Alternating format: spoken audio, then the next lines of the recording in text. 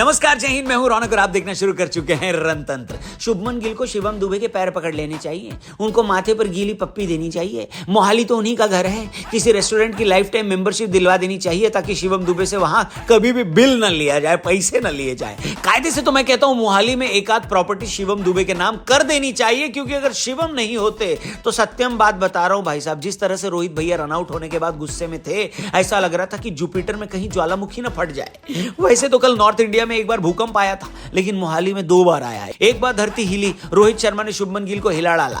Stump mic में तो अभद्र भाषा का एक शब्द भी सुनाई दे गया। लेकिन दिक्कत ये नहीं थी कि रोहित आउट हो गए, दिक्कत ये थी कि रोहित को आउट करवाने के बाद शुभमन खुद आउट हो गए। ऐसे में अगर इंडिया कल का मैच हारती तो कप्तान साहब का गुस्सा गिल पर ही निकलता, लेकिन शिवम दुबे ने ऐसा होने से बचा लिया और अफगानिस्तान के खिलाफ मोहाली में टीम इंडिया को जीत मिल गई। एक काम करते, शुरू से बताते। मोहाली के स्टेडियम में टीम इंडिया ने टॉस जीता, सोचा जल्दी से जल्दी फील्डिंग कर लेते हैं, उसके बाद सब जाकर आराम से रजाई में इंतजार करेंगे। इतनी ठंडी थी नहीं, लेकिन रोहित शर्मा बार बार हॉट वाटर बैग मंगाकर सिकाई कर रहे थे। पता है क्यों? पता है ना आप सबको?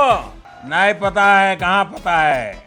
रोहित भैया मुंबई से आते हैं, जहां पर सबसे ज्यादा ठंड फ्रिज में पड़ती है। लेकिन इस ठंड में अगर किसी के अंदर सबसे ज्यादा गर्मी थी तो वो थे अक्षर पटेल, जिन्होंने अपनी 7 गेंद के भीतर 2 विकेट लेकर अफगानिस्तान को बैकफुट पर रखा। एक ऐसे टाइम में जब अफगानिस्तान पिछड़ रही थी और लग रहा था कि बड़ी आसानी से इंडिया ये वाला मैच जीत जाएगी, ठीक उसी टाइम पर अफगानिस्तान की बिंदिया नायक यानी कि उनके सबसे एक्सपीरियंस खिलाड़ी मोहम्मद नबी ने 27 गेंदों में 42 बनाए, इंडिया को 159 का टारगेट दिया और अपने गेंदबाजों से बोला कि हम लाए हैं तूफान से कश्ती निकाल के, इस टारगेट को रखना मेरे बॉलर संभाल के।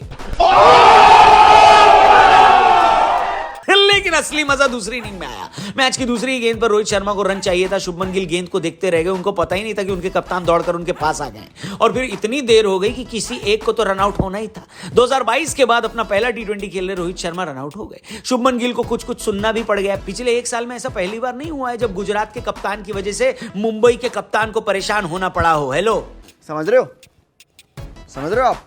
समझ रहे हो? रोहित का विकेट गिरने के बाद शुभमन ने मोर्चा संभालने की कोशिश करी। उन्होंने सोचा अपनी गलती का भुगतान किया जाए और वो बढ़िया खेल भी रहे थे, लेकिन मुजीब रहमान की एक बहुत ही बेहतरीन गेंद पर अपना विकेट दे बैठे। तिलक वर्मा भी कुछ खास नहीं कर पाए। जब गुजरात और मुंबई से नहीं हो पा रहा था, तब टीम इंडिया की कमान संभाली एक चेन्नई वाले ने। Thala for a reason.